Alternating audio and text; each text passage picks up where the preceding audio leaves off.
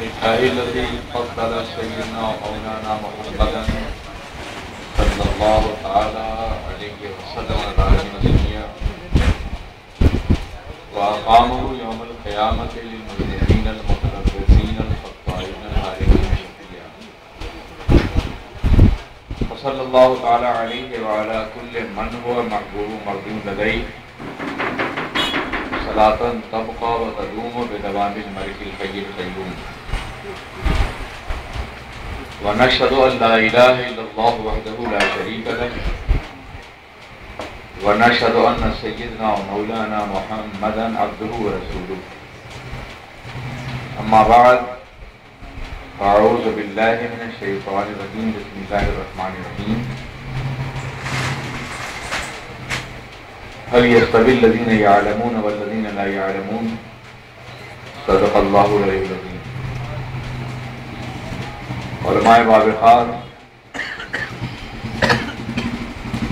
درسگاہ حاکم ملت کے طلباء حاضرین کرام السلام علیکم ورحمۃ اللہ وبرکاتہ۔ مجھے خوشی ہے کہ میں آقائے نعمت استاد العلماء جلال الدین حضور حاکم ملت علی رحمت رضوان کی بارگاہ میں خراج احترام پیش کرنے کے لیے حاضر ہوا ہوں۔ یہ آپ پر میرا کوئی احسان نہیں ہے بلکہ زندگی کا ایک قرض ہے جسے جہاں بھی موقع ملتا ہے تو اتارنے کی کوشش کرتا ہوں۔ میں جو کچھ ہوں اور مجھ جیسے ہزاروں جو کچھ ہیں وہ فیضان حافظ ملت کی ہے۔ احسان شناسی کا تقاضا یہ ہے کہ اپنے ممدوح اور مخدوم کا تذکرہ کیا جائے، سو میں حاضر ہو گیا ہوں۔ میں جلسوں میں طبیعت کی ناسازگی کا کبھی شکوہ نہیں کرتا، لیکن ایک ہفتے سے ٹائیفائڈ میں بلکہ اس سے زیادہ مبتلا ہوں۔ کل گھمنڈی میں تقریر نہیں کر سکا تھا، آپ سے معذرت کرنے کی ہمت نہیں ہو سکی، اس لیے کہ مولانا جی نے مجھے دعوت دی تھی، کہا تھا غریبوں کی بستی ہے تو کہیں ایسا نہیں ہو کہ یہ کام آ جائے کہ ہم امیروں کی بستی میں تقریر کرتے ہیں، اس لیے حاضری ضروری سمجھی۔ دو بنیادی کشش تھی، ایک تو ان کا دعوت دینے کا جو انداز تھا وہ، اور دوسرا حضور حاکم ملت کی عظیم ذات ہے۔ حضرات گرامی، اسلام میں علم کا مقام کیا ہے پہلے یہ جاننے کی کوشش کریں، اور پھر تاریخ کے وہ عظیم افراد جنہوں نے علم کے کارواں کو آگے بڑھایا ہے ان کی زندگیوں سے ہم کچھ سبق سیکھنے کی کوشش کریں۔ اللہ تبارک و تعالیٰ نے جب اس زمین پر اپنا نائب پیدا کرنے کا فیصلہ فرمایا خلیفۃ اللہ فی الارض کا، تو اس نے فرشتوں میں اعلان کیا تھا انی جاعل فی الارض خلیفہ، میں زمین پر اپنا نائب پیدا کرنا چاہتا ہوں۔ فرشتوں نے کہا تھا کہ اللہ کیا تو ایک ایسی مخلوق پیدا کرے گا جو زمین کو شر و فساد سے بھر دے؟ تو مشیت نے فرمایا تھا کہ جو میں جانتا ہوں وہ تم نہیں جانتے ہو۔ اس کے بعد فرشتوں کو جواب دینے کے لیے کہ ہم زمین پہ اپنا وائسرائے کیوں بھیج رہے ہیں، جناب آدم کو اسماء کا علم دیا گیا، یعنی صبح قیامت تک جتنی چیزیں وجود میں آنے والی تھیں ان کا نام بھی بتایا گیا، ان کا استعمال بھی بتایا گیا، ان کی حقیقتیں بھی بتائی گئیں۔ اس بغیر مسمہ کے نہیں پایا جاتا۔ جب کوئی چیز وجود میں ہوگی تو اس کا کوئی نام ہوگا۔ قیامت تک جتنی چیزیں وجود میں آنے والی تھی پروردگار عالم نے عالم مثال میں جناب آدم کو دکھا دیا، اور پھر فرشتوں سے کہا کہ تم ان چیزوں کے نام بتا سکتے ہو؟ فرشتوں نے اعتراف کیا اللہ ہم تو وہی جانتے جو تو نے ہمیں سکھایا ہے۔ جناب آدم علیہ السلام نے کائنات کی تمام چیزوں کے نام بتا دیے تو بتائے ہی نہیں، ان کا استعمال بھی، ان کی حقیقت بھی، ان کی کن بھی۔ تو اللہ نے فرشتوں سے کہا کہ آدم کا سجدہ کرو، اور فرشتے جناب آدم کی عظمت کے سامنے جھک گئے۔ جناب آدم کی عظمت، جس نے انہیں مسجود ملائک بنایا تھا، وہ علم ہے۔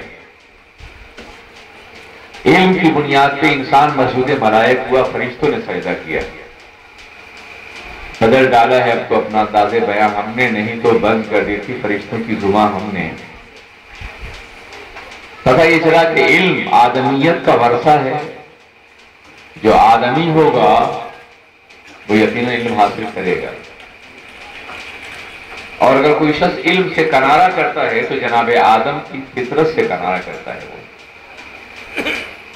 جناب آدم کو علم جنت میں دیا گیا تھا، پھر دنیا میں انہیں اتارا گیا خلافت الہی کا منصب دے کر کے۔ جب دنیا ہی کی خلافت دینی تھی، جنت میں کیوں پیدا کیا گیا تھا؟ اس لیے کہ قانون قدرت یہ ہے کہ کل شیء یرجع الی اصلہ، ہر چیز اپنی اصل کی طرف لوٹتی ہے۔ علم دے کر کے جنت میں پیدا کیا گیا، جنت میں پیدا کر کے علم دیا گیا، پھر دنیا میں اتارا گیا تاکہ آدم کا ہر بیٹا واپس جنت ہی میں جانے کی کوشش کرے۔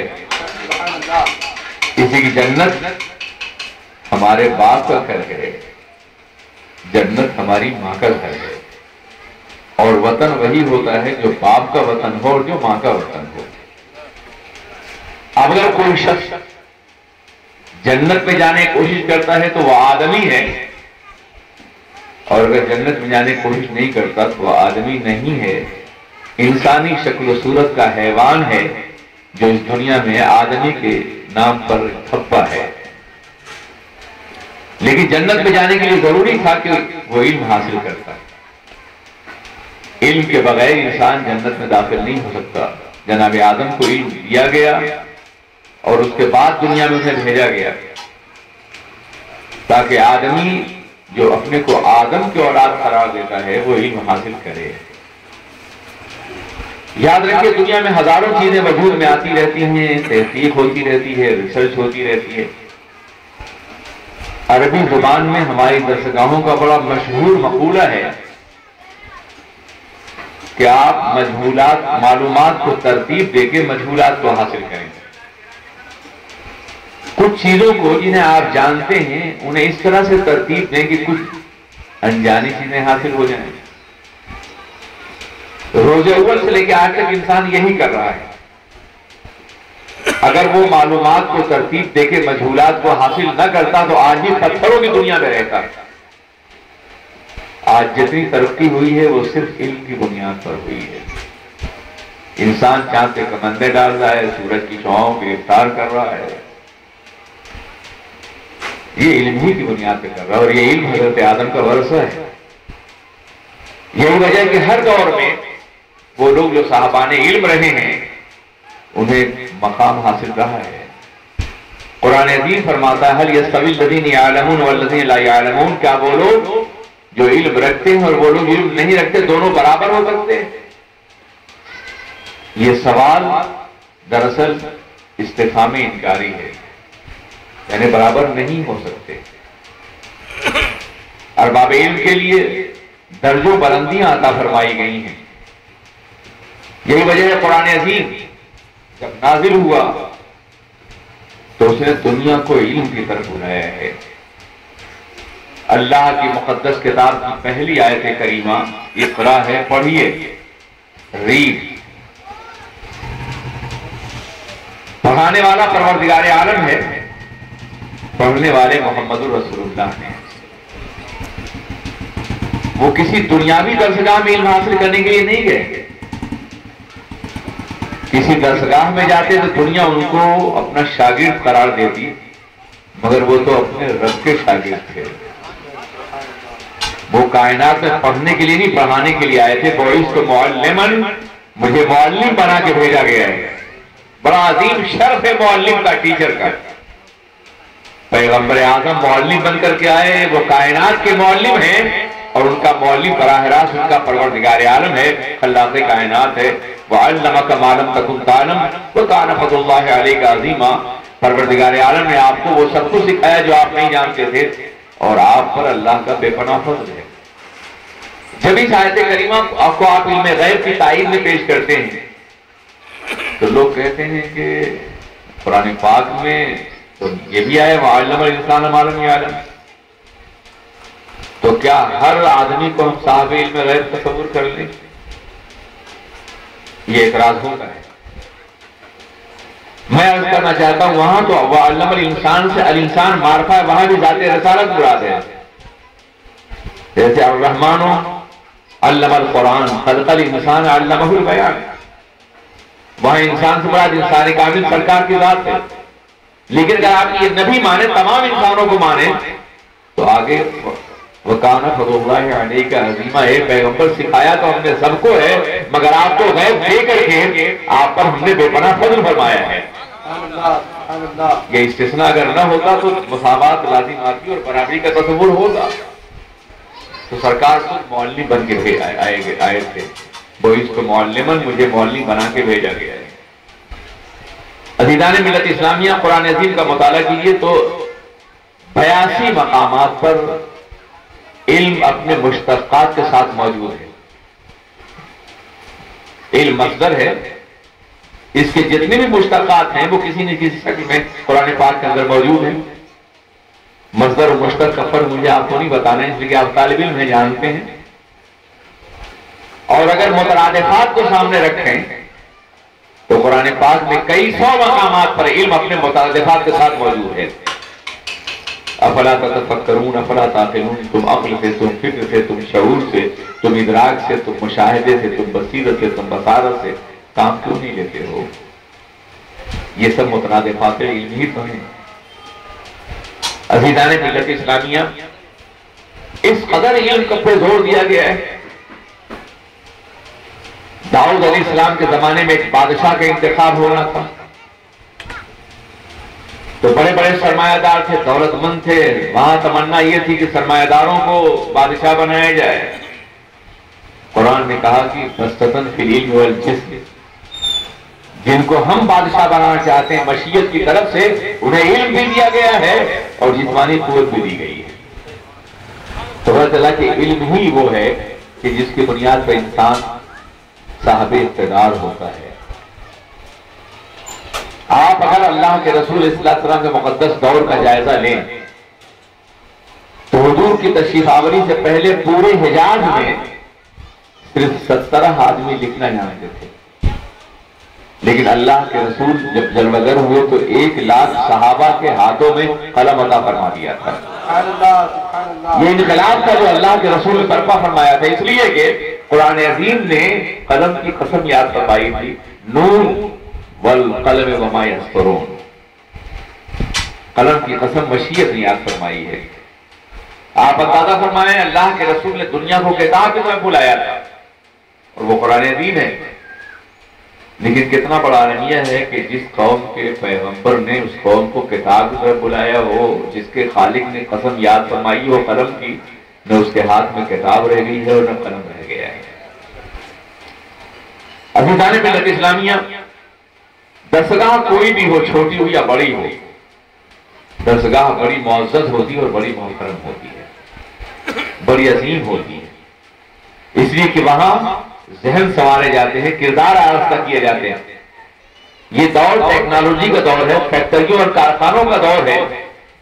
فیکٹریوں اور کارخانوں میں پروزے ڈھلتے ہیں، مشینیں ڈھلتی ہیں، اور درسگاہوں میں انسان ڈھلتا ہے، کردار ڈھلتا ہے، کیریکٹر ڈھلتا ہے، سیرت ڈھلتی ہے، مسلمان ڈھلتا ہے۔ درسگاہیں بڑی عظیم ہیں، دنیا کی کوئی بھی صنعت گاہ درسگاہوں کا مقابلہ نہیں کر سکتی۔ ٹھیک ہے مختصر سے علاقے مسجد میں درسگاہ قائم ہے، لیکن اگر آپ نے چند علماء کو فارغ کر دیا تو صبح قیامت تک علم کا ایک تسلسل قائم ہو جائے گا۔ وہ علماء دسیوں کو پڑھائیں گے، وہ دسیوں، علماء ہزاروں پڑھائیں گے، وہ ہزاروں لاکھوں پڑھائیں گے، اور اس طرح سے ایسا تسلسل قائم ہوگا جو کبھی نہیں ملے گا۔ جہل کی تاریکی دور ہوگی، علم کی روشنی پھیلے گی۔ حضرات گرامی، اللہ کے رسول کے دور سے پہلے کے دور کو دور جاہلیت کہا جاتا ہے اور حضور کے دور کو دور اسلام کہا جاتا ہے۔ اگر حضور سے پہلے کا دور دور جاہلیت تھا تو آقائے دو جہاں کے دور کو دور علم کہنا چاہیے، اور اگر حضور کے بعد کا دور دور علم تھا، دور اسلام تھا، تو حضور سے پہلے کے دور کو دور کفر کہنا چاہیے۔ کفر اور اسلام ایک دوسرے سے متضاد ہیں، علم اور جاہلیت ایک دوسرے کے مد مقابل ہیں۔ مگر عجیب بات ہے کہ تاریخ اسلام میں ما قبل اسلام کے دور کو دور جاہلیت کہا جاتا ہے اور ما بعد اسلام کے دور کو اسلام کا دور کہا جاتا ہے۔ پتہ چلا جاہلیت اور اسلام جمع نہیں ہو سکتے، جہاں اسلام ہوگا وہاں جاہلیت نہیں ہوگی، اور جہاں جاہلیت ہوگی وہاں اسلام نہیں ہوگا، اس لیے دونوں کو مد مقابل رکھا گیا ہے۔ ایک اور مثال آپ دیکھیں، آپ آئے دن تاریخ میں پڑھا کرتے ہیں، ابو جہل کو ابو جہل کیوں کہتے ہیں؟ دا فادر آف اگنوریسی، جہالت کا باپ۔ ابو الکفر کہتے ہیں، ابو العادہ کہتے ہیں، دشمنوں کا باپ، کفر کا باپ، جہل کا باپ کیوں کہا گیا ہے؟ اس لیے کہ کفر بھی جہل کی پیچھی سے جنم لیتا ہے اور برائیاں اور دشمنی بھی جہل کی بنیاد ہی پر ہوتی ہیں۔ اگر لوگ جہل والے نہ ہوتے تو پیغمبر اعظم کا چہرہ دیکھنے کے بعد بھی ان پر ایمان لانے میں مجبور ہو جاتے، جیسے صحابہ کرام ہوئے۔ بڑی مشہور روایت ہے کہ محمود غزنوی نے اپنے شیخ ابو الحسن قرطانی رضی اللہ تعالیٰ عنہ سے پوچھا کہ حضور آپ کے شیخ بایزید بستامی کیسے تھے؟ تو کہا میاں کیا کہتے ہو، ان کا مقام تو یہ تھا کہ جو انہیں دیکھ لیتا مسلمان ہو جاتا ہے۔ تو ایک شبہہ محمود کے ذہن میں آیا، بادشاہ کا نا، کہ کیا بایزید رسول پاک سے پڑے تھے؟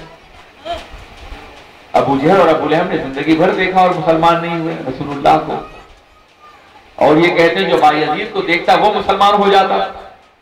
اس شبہے کا اس نے اظہار کیا اپنے شیخ سے ابو الحسن قرطانی سے کہ حضور آپ کیا کہہ رہے ہیں، جو بایزید کو دیکھتا مسلمان ہو جاتا ہے، اور مکے والوں رسول اللہ کو دیکھا اور اسلام قبول نہیں کیا؟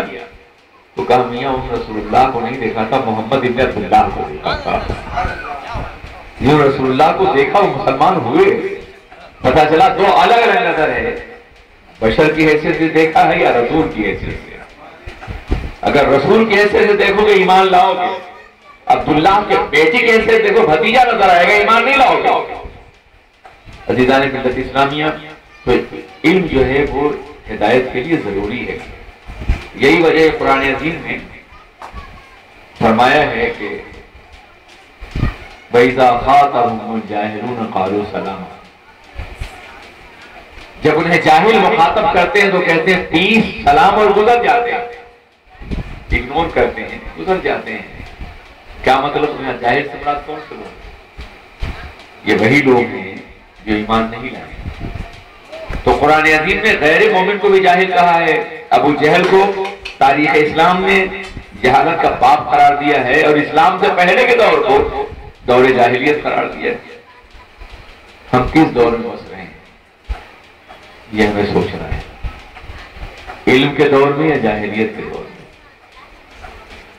اگر رسول پاک کے برپا کی انقلاب کے دور میں بس رہے ہوتے تو جس طرح سے ہم صدیوں تک 1000 سال تک دنیا پہ حکمران ہیں، آج بھی رہتے ہیں، لیکن ہم نے رسول پاک کے برپا کی انقلاب کو فراموش کر دیا اور ہم جہالت کی وادیوں میں ڈوبتے چلے گئے۔ میرے عزیز ساتھیوں، یہ درسگاہیں کیا ہیں؟ حضور حافظ ملت کے درسگاہوں پہ کیوں اتنا زور دیا ہے؟ کیوں بے پناہ قربانیاں دی ہیں انہوں نے؟ جتنی مشقتیں انہوں نے اٹھائی ہیں آج کے علماء اس کا تصور نہیں کر سکتے۔ فاتح سے لے کر کے اور انتہائی کرمناک زندگی تک سب ان کی زندگی کے مختلف مراحل ہیں۔ سائیکلوں پہ دیہاتوں کا دورہ کرنا، پیدل کئی میل کر کے علم کی دعوت دینا، اپنے طلبہ سے بے تحاشا محبت کرنا، انہیں ایک اعزاز اور اہمیت دینا۔ آج ہمارے درسگاہوں میں غریب بچے پڑھنے آتے ہیں، وہ پڑھنے آتے ہیں اور پڑھنے بھی آتے ہیں، اگر یہ ہزاروں درسگاہیں نہ ہوتی تو بہت سے بچے انتہائی ناکارہ ہو کے رہ جاتے ہیں۔ یہ احسان ہے ملت پر، یہ احسان ہے قوم پر اور ملک پر ان درسگاہوں کا کہ ہم اپنے طلباء کو پڑھا کے کچھ بنا تو دیتے ہیں نا۔ بہر قید کی درسگاہیں بے پناہ ضروری ہیں۔ یہی وجہ کہ سرکار اعظم نے فرمایا تم نے ایک مسجد قائم کی تو ایک مسجد رہے گی، ایک عالم بنا دیا تو ہو سکتا ہے وہ درجنوں مسجدیں قائم کر دے۔ اسی درسگاہ بے پناہ ضروری ہے۔ انہوں نے درسگاہ بہت ہی ابتدائی مرحلے سے قائم کی تھی۔ ایک مکتب تھا جسے انہوں نے مصباح العلوم کا نام دیا، پھر جامعۃ الاشرفیہ سامنے آیا ہے۔ اس میں انہوں نے اپنی زندگی کے 60 سال خرچ کیے، قربانیاں دی، مشقتیں برداشت کی، تکلیفیں اٹھائیں، دشمنیاں، اختلافات، سب سے نپٹے وہ، مگر وہ اپنے کام میں مسلسل آگے بڑھتے رہے۔ استقلال تھا ان کی طبیعت میں، جماعت تھا ان کی طبیعت میں، شبات قدم تھا۔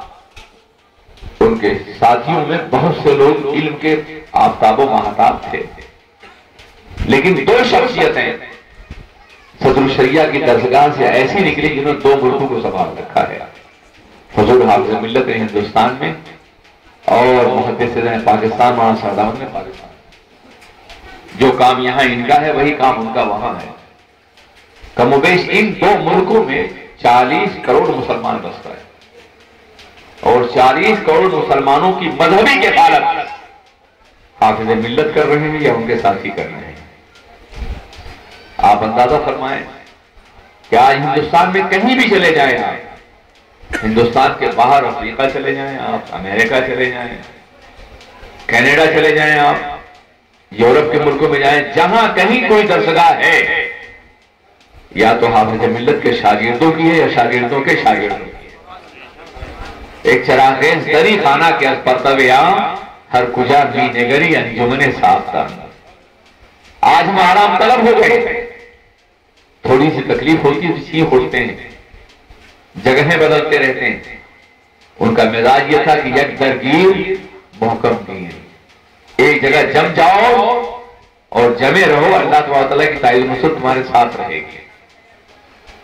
میں اس وقت ان کی زندگی کے وہ ابواب نہیں کھولنا چاہتا جو مشقتوں اور تکلیفوں سے بھرے ہوئے، لیکن علم کے حوالے سے انہوں نے جو ذہن اور فکر دیا تھا وہ یقیناً بتانا چاہوں گا۔ مدارس کے طلبہ کو وہ عزت نہیں ملتی جو یونیورسٹی اور کالج کے طلبہ کو ملتی ہے، مگر حضور حافظ ملت نے مبارک پور میں قوم کو یہ ذہن دیا تھا کہ یہ نائبین رسالت بننے جا رہے ہیں۔ دنیا کا کوئی بھی علم کا مقابلہ نہیں کر سکتا ہے۔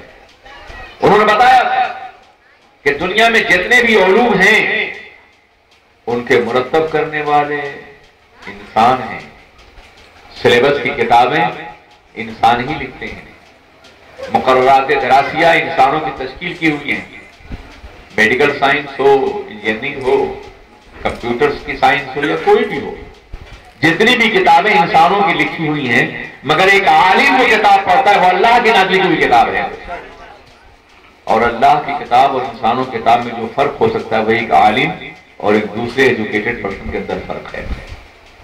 یہ تصور انہوں نے روز اول سے دے رکھا تھا۔ یہی وجہ ہے کہ قصبے کا ہر آدمی طلباء سے محبت کرتا تھا، طالب علموں کا احترام کرتا تھا، طالب علموں کی عزت کرتا تھا۔ میں نے کبھی حافظ ملت کو نہیں دیکھا کہ انہوں نے اپنے کسی طالب کو تم سے مخاطب کیا، آپ کہا کرتے تھے اپنے ہی طالب علم کو۔ اور جیسے ہی اس نے عربی کلاس میں داخلہ لیا، پورا قصبہ اسے مولوی صاحب کے نام سے یاد کرتا تھا۔ یہ عزت کا ایک احساس تھا، اور حافظ ملت کی حرکت مسلسل کی زندگی تھی کہ ان کے طلبہ جہاں گئے انہوں نے اپنی دنیا سجانے کے بجائے کام کرنے کی کوشش کی، اور جو کام کرے گا وہ اللہ کا مزدور ہوگا اور اللہ اسے کبھی رسوا نہیں کرے گا۔ اگر آپ اپنے کام کرنے والے کو بھوکا نہیں دے سکتے تو جو اللہ کے دین کے لیے کام کرے گا مشیت اسے بھوکا کیسے دے گی؟ نقصان وہاں ہوتا ہے جہاں ہم اللہ کے بجائے انسانوں بھروسہ کرنے لگتے ہیں۔ عزیزان ملت اسلامیہ، ان کا یہ عالم تھا کہ پرانے مدرسے سے نئے مدرسے میں جو قصبے کے اندر تھا 40 سال تک مسلسل آتے رہے. آس پاس دونوں طرف دکانوں کا ایک سلسلہ تھا، مگر وہ جانتے نہیں تھے کہ یہ دکانیں کس چیز کی اور دکان بیٹھنے والے کون لوگ ہیں. نگاہیں جھکی ہوئی فکر کی تصویر درسگاہ میں پڑھاتے تھے اور پھر واپس چلے جایا کرتے تھے. صرف مدرس نہیں تھے، متقی تھے، پرہیزگار تھے، اللہ کے ولی تھے، تہجد گزار تھے، شب بیدار تھے، وظائف اور معمولات میں اپنا ایک اونچا مقام رکھتے تھے. میں سفر و حضر میں ان کے ساتھ رہا ہوں. عام طور پہ حضر میں قیام کے زمانے میں آپ سارے وظائف کر لیتے ہیں، لیکن سفر مشکل ہوتا ہے. مگر ہم نے دیکھا کہ سفر میں بس میں سفر کر رہے ہیں یا ٹرین میں، جو وظائف تھے وہ مکمل پڑھے جا رہے تھے. اور کبھی نمازیں قضا ہونے دور کے بات ہے، وظائف کبھی قضا نہیں ہوئے تھے. ہاں یہ اور بات ہے کہ انہوں نے خود کو بے نقاب نہیں کیا ولی کی حیثیت سے. بہت سے لوگ اپنے مرتبے کو چھپائے رکھتے ہیں. ان کا اصل کام علم دینا تھا. ہزاروں ایسے افراد پیدا کرنے تھے جو زمانے کی ضرورتوں کو، تقاضوں کو محسوس کر سکیں اور زمانے کے تمام مسائل کا جواب دے سکیں. ان کا دور بڑے فتنوں کا دور تھا، آج سے بھی زیادہ. یہ اس صدی کا درمیانی طبقہ تھا یا ابتدائی طبقہ تھا جو گزر چکی ہے. اس میں کمیونزم اپنے انقلاب پر تھا، شباب پر تھا. آپ جانتے ہیں کمیونسٹوں کا نظریہ اسلام کی بالکل مخالف ہے. وہ خدا کو نہیں مانتے، بلکہ خدا کو سب سے بڑا سرمایہ دار قرار دیتے ہیں. دین کا مذاق اڑاتے تھے. وہ یونیورسٹیوں میں قبضہ تھا کمیونسٹوں کا، وہ علی گڑھ ہو یا دوسری یونیورسٹیاں ہوں، وہاں جو فکر تھی وہ الہاد کی فکر تھی، بے دینی کی فکر تھی. جہاں دین سے بغاوت سکھائی جاتی تھی، جہاں اولیاء کی تعلیم ہوتی تھی، جہاں خوش لٹریچر کو باضابطہ ادب کا مقام دیا جاتا تھا. اس زمانے کا ادب آپ پڑھ کر کے دیکھیں، لٹریچر دیکھیں، برائیوں سے بھرا ہوا نظر آئے گا. اللہ اور رسول کا بازی ادب تھا. ایسے دور میں حضور حاضر ملت درسگاہ قائم فرمائی اور ان کے طلباء نے یونیورسٹیوں سے اٹھنے والے فتنوں کا تنہا مقابلہ کیا اور بڑی بڑی یونیورسٹیوں سے اپنی عظمت منوائی اور آج بھی منوا رہے ہیں. کمیونزم کا مقابلہ کیا انہوں نے، الہاد کا مقابلہ کیا، بے دینی کا مقابلہ کیا، بدعقیدی کا مقابلہ کیا. عالم یہ تھا کہ اگر الجامعۃ الاشرفیہ قائم نہ ہوا ہوتا تو نہ معلوم کتنے افراد کمیونسٹ ہو کر کے خدا کے منکر ہو گئے ہوتے. عام طور پہ غریب آبادیوں میں یہ زیادہ پھیلتے تھے، اس لیے کہ انہیں گیہوں کی بالی دینی تھی، ہسیا دینا تھا، روٹی کا نعرہ لگانا تھا. یہ ان کا تصور تھا. لیکن ان غریب آبادیوں کے ایمان کو سنبھالا ہے اور حضور حافظ ملت نے بچایا ہے. حضور حافظ ملت نے. عزیزان ملت اسلامیہ، ہر دور میں یہ ہوتا رہا ہے کہ ایسی شخصیات پیدا ہوتی نہیں جو اپنی ذات کے اندر تاریخ بنانے والی ہوتی. کچھ لوگ وہ ہوتے ہیں جنہیں تاریخ بناتی ہے، زمانہ بناتا ہے، اور کچھ لوگ وہ ہوتے ہیں جو تاریخ کو خود بناتے ہیں.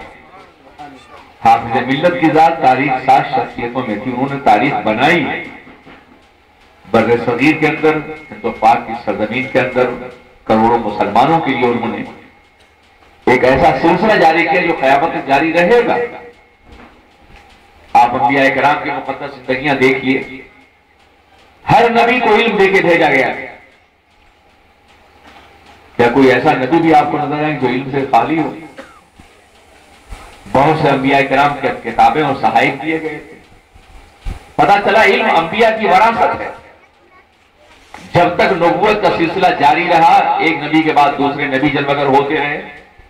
اور عجیب بات ہے کہ ان انبیاء کرام کو بڑی بڑی طاغوتی قوتوں کے مقابلے بھیجا گیا اور تنہا بھیجا گیا،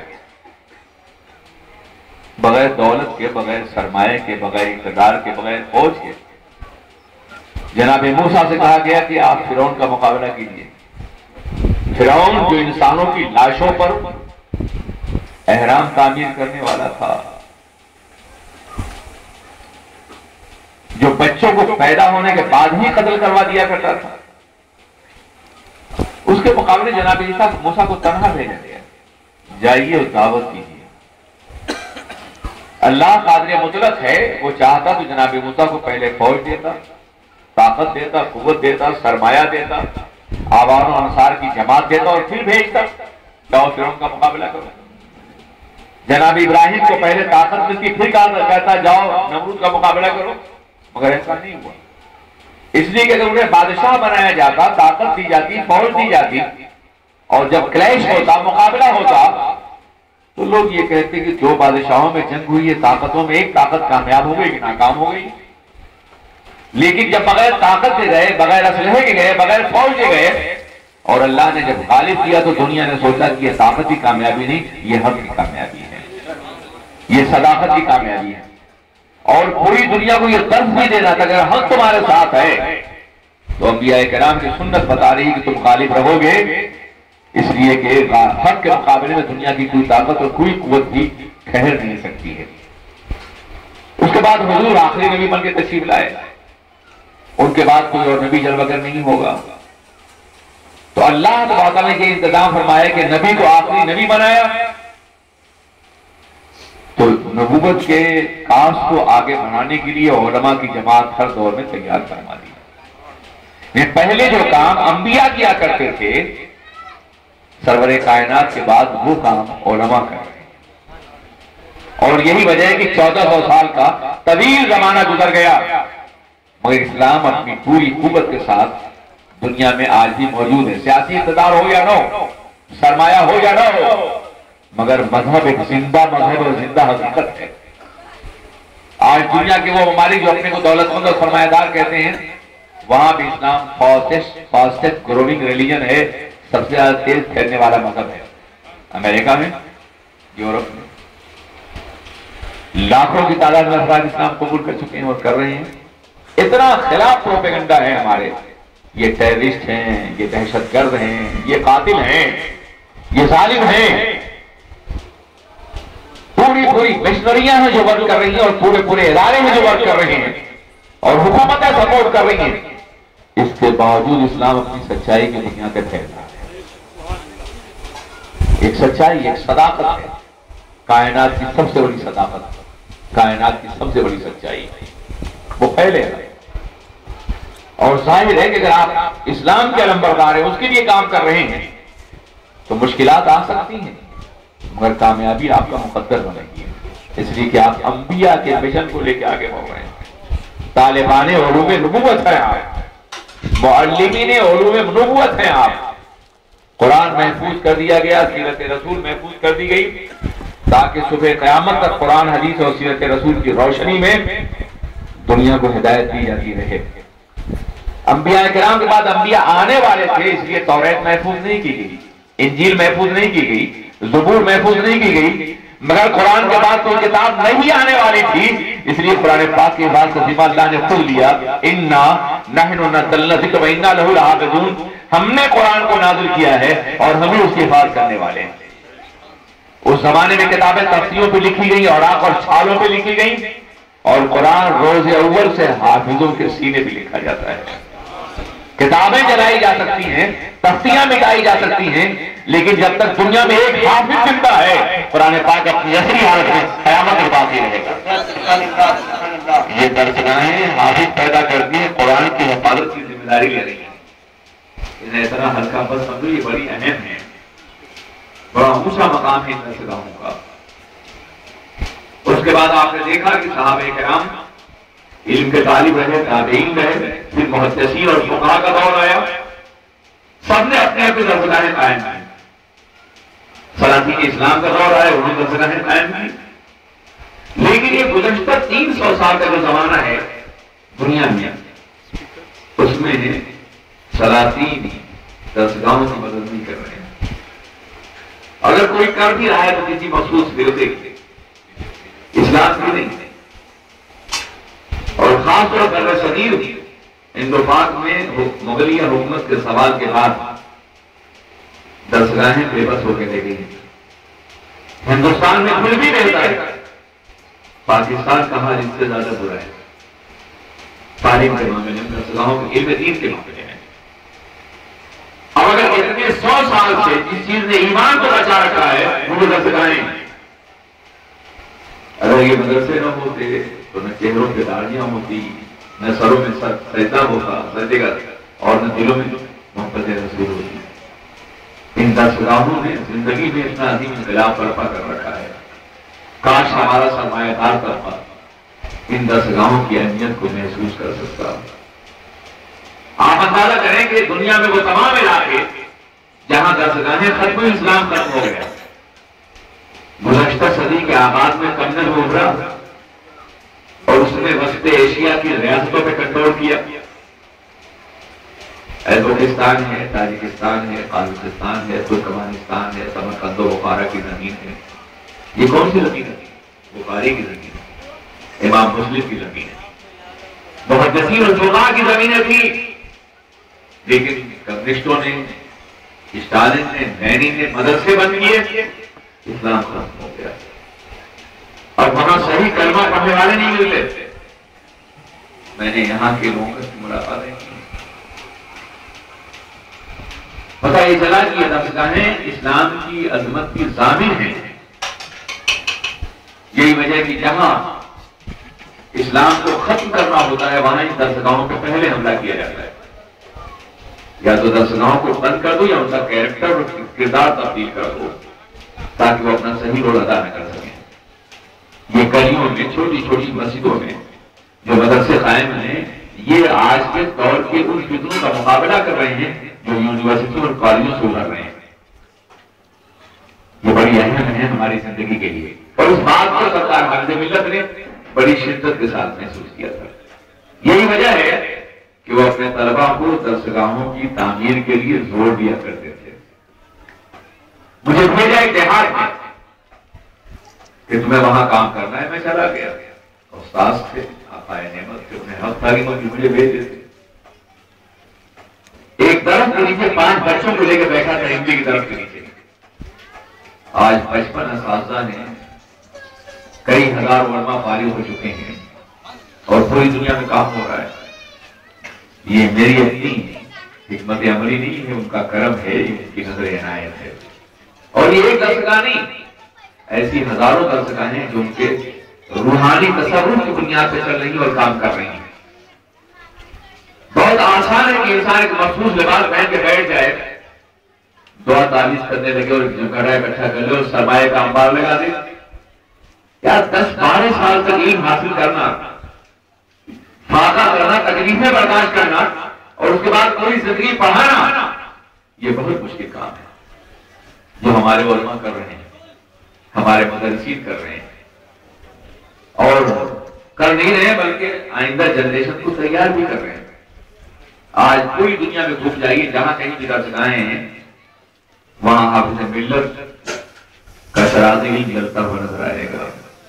ایک چراغیز گلی خانہ کے از پر عام ہر کجا بھی نگری انجمن ساختہ نے.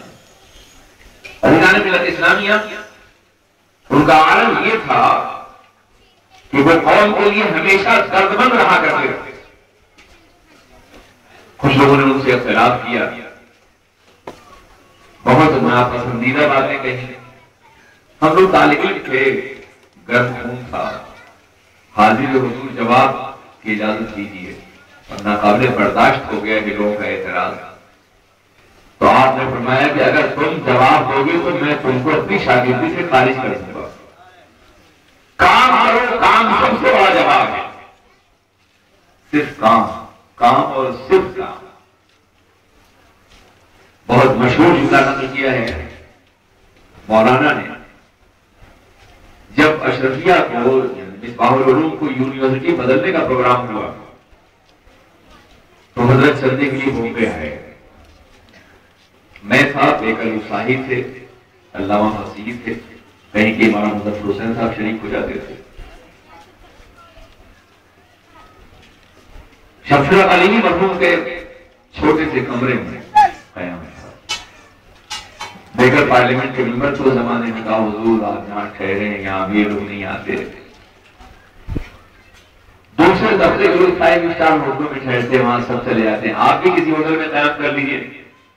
تو کہا بیگم صاحب غریبوں کا دل بڑا قیمتی ہوتا ہے، وہ جو کچھ دیتا ہے دکھاوے کے لیے نہیں دیتا، اللہ کی رضا کے لیے دیتا ہے. میں یہیں سے ادارہ تعمیر کروں گا انشاءاللہ. مجھے کسی ہوٹل میں نہیں ٹھہرنا ہے، کسی مسلمان کے دل میں ٹھہرنا ہے. بیمار تھے، بخار اتنا تھا کہ میں قریب سویا ہوا تھا تو ان کے جسم کی تپش کو محسوس کر رہا تھا. میں نے کہا حضور قرض نہیں کریے، آرام کریے، بخار بہت تیز ہے. تو انہوں نے کہا تھا کہ آدمی زمین کے اوپر کام ہے اور زمین کے نیچے آرام ہے. نعرے تکبیر، نعرے رسالت، نعرے اسلام، نعرے تکبیر، نعرے رسالت. زمین کے اوپر کام اور زمین کے نیچے آرام. قیامت تو سونا ہے، کام کر کے سو اچھا لگے گا. تم نے کسی مزدور کو نہیں دیکھا کہ دن بھر محنت کرتا ہے اور پھر اخبار بچھا کے سو جاتا ہے، پھر بات بڑی شاندار نہیں جاتی، اور دولت مند کروڑوں کا حساب کرنے کے بعد نیند کی گولیاں کھا کے سوتا ہے اور نیند نہیں آتی اسے، ہے نا؟ محنت کر کے قبر میں سونا ہے. انہوں نے کہا تمہارا کیا خیال ہے، تم کسان ہو، اگر سورج ڈوب رہا ہو اور بہت سا ہل چلانا باقی ہو تو کیا کرو گے؟ چھوڑ کے چلے جاؤ گے؟ تمہاری کوشش یہ ہوگی کہ رفتار کو آگے بڑھاؤ تاکہ سورج ڈوبنے سے پہلے کام مکمل کر لو. تو میں بوڑھا ہو گیا ہوں، مجھے اپنا کام مکمل کرنا ہے. مجھے مت روکو بیماری کے بہانے سے اور دوسری تکالیف کے بہانے سے. یہ حرکت مسلسل ہے. یتیموں کا امر بینم، محبت فاتح عالم، جہاد زندگانی میں یہ مردوں کی شمشیر ہے. مسلسل صحیح پہن کے پیکر تھے اور انہوں نے انقلاب برپا کر کے دکھایا. آج بھی سنجیدہ طبیعت، متوازن فکر، سوچنے والے بچے انہی کے فرزندوں میں سے، علمی فرزندوں میں سے، جو حالات کا ادراک بھی کر سکتے ہیں، زمانے کا مشاہدہ بھی کرتے ہیں، اور کسی بھی محفل میں وہ کتنی ہی ویل ایجوکیٹڈ سوسائٹی ہو، بھرپور اپنا معافی ضمیر پیش کرنے کی بھرپور صلاحیت رکھتے ہیں. یہ ان کا اپنا، ان کی اپنی تربیت تھی. اختلافات آج بھی ہیں، ان کے زمانے بھی تھے، مگر اتنے نہیں دیکھنے آج ہیں. آج بہت برا دور ہو گیا ہے، بڑے نقصانات ہو رہے ہیں. نمالوم نفس کتنا غالب آ گیا ہے کہ حقائق سامنے نظر نہیں آتے. کتنے بڑے چیلنجز ہیں ہمارے سامنے، کتنے بڑے المیے ہیں جو ہمیں دعوت دے رہے ہیں. گمراہیاں سب پٹک رہی ہیں ہمارے دروازوں پر، الہاد ہے جو ہو رہا ہے اور ہم آپس میں الجھے ہوئے ہیں. یہ بہت بڑا المیہ ہے. خیر ہماری نسل تو لڑ ہو کے جا رہی ہے، مگر آپ خدا، آپ لوگ جوان لوگ متحد ہو جائیے. ہمیں تو اس سے خوف لگ رہا ہے کل قیامت میں جب ہم سے پوچھا جائے گا تو ہم کیا جواب دیں گے؟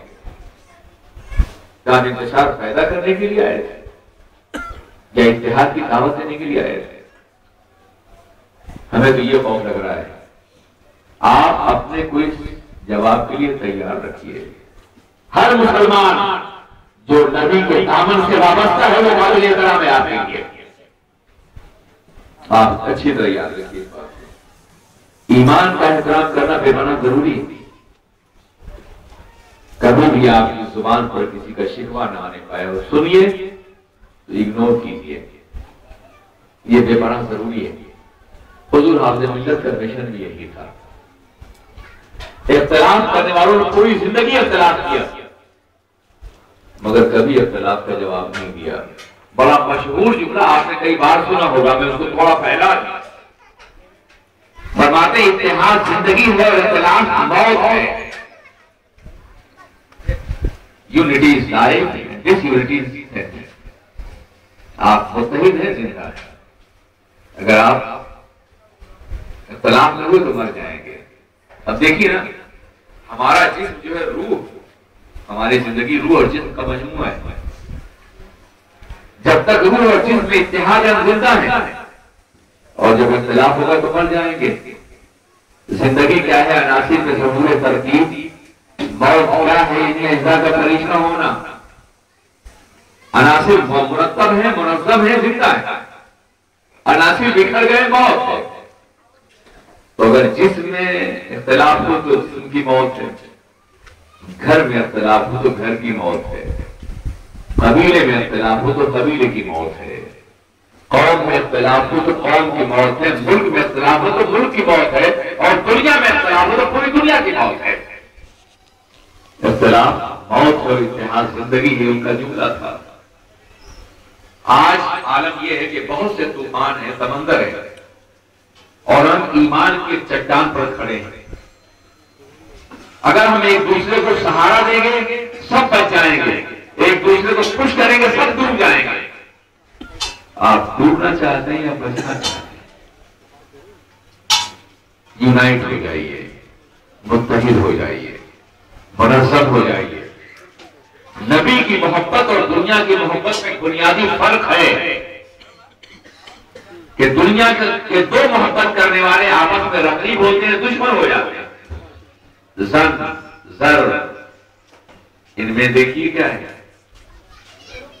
ایک عورت سے دو محبت کرنے والے آپس میں دشمن ہوتے ہیں، ایک پراپرٹی سے دو محبت کرنے والے دشمن ہوتے ہیں، ایک عورت سے دو محبت کرنے والے دشمن ہوتے ہیں ایک دوسرے کے، مگر نبی سے جتنے لوگ محبت کریں گے دائرے محبت بڑھتا چلا جائے گا۔ یہ پہچان ہے نبی کی محبت اور دنیا کی محبت کی۔ کہیں ایسا تو نہیں کہ نبی کی محبت کے نام پہ ہم نے دنیا سے محبت کرنی شروع کر دی ہے؟ اختلاف کیا ہو رہا ہے؟ اگر ہم نبی سے محبت کرنا چاہتے ہیں تو ساری کائنات میں برقرار سے جو ہے وہ جس طرح سورج اپنے اموں کے ساتھ گردش کرتا رہتا ہے، ویسے ہی رسول اپنے دیوانوں کے ساتھ اپنی حیات کے ساتھ ہیں۔ مگر یہ اختلاف میں کیوں پیدا ہو گیا ہے؟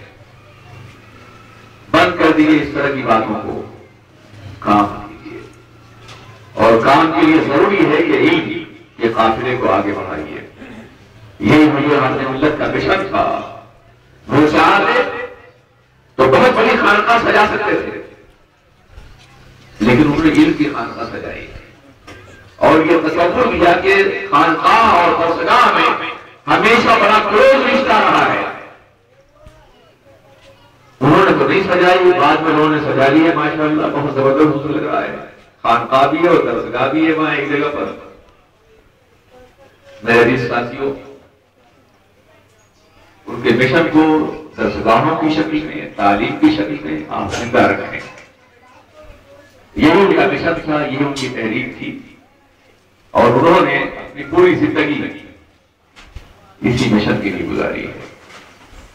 آپ اندازہ فرمائیں، مثال سے کچھ پہلے تک بخاری شریف کا درس دیتے رہے لوگ، اور عالم یہ تھا ان کی غربت کا کہ جو کمرہ تھا اس میں ایک مٹی کا تھالا تھا، دو پیالے تھے، ایک چٹائی تھی، اور ایک بکس تھا غالباً ٹین کا، شاید یہ وہی بکس ہو جس کو لے کے وہ اجمیر پڑھنے گئے تھے۔ یہ اس کی پوری کائنات کی جنہیں چھوڑ کے ہو گئے ہیں۔ اپنے طلبا سے محبت کا یہ عالم تھا کہ بیماری کی حالت میں مزاج پرسی کے لیے گیا، تو جو شربت حکیم نے ان کے لیے تیار کیا تھا انہوں نے غور کے مجھے پلا دیا۔ اس میں بھی میزبانی کا یا عنایت کا رشتہ انہوں نے قائم رکھا۔ ہم جہاں بھی رہے وہ خبر گیری کی، یہی وجہ کہ ان کا ہر اسٹوڈنٹ یہ سمجھتا تھا کہ حافظ ملت مجھ سے سب سے زیادہ محبت کرتے ہیں۔ ہر ایک کا یہ مزاج تھا۔ آج بھی وہ دلوں میں بس رہے ہیں، درسگاہوں میں بس رہے ہیں، مدرسین کی تعلیم موجود ہے۔ ایک انسان زندہ رہتا ہے اور فنا ہو جاتا ہے، مگر وہ ایسے زندہ ہیں جو ہمارے ذہنوں میں، ہمارے درسگاہوں میں، ہماری فکروں میں، مدرسین کے شعور میں اور درس کی کتابوں میں ان کی فکر زندہ اور انشاءاللہ زندہ رہے گی۔ خدا جبار ہیں ان کے نقش قدم پہ چلنے کی توفیق عطا فرمائے۔ میں معلومات پیش کرتا ہوں ان علماء کو یہ درسگاہ چلا رہے ہیں اتنی مختصر سی آبادی میں، اور تمنا کرتا ہوں کہ اس درسگاہ کو بڑی درسگاہ بننے میں آپ مدد کریں گے۔ السلام علیکم۔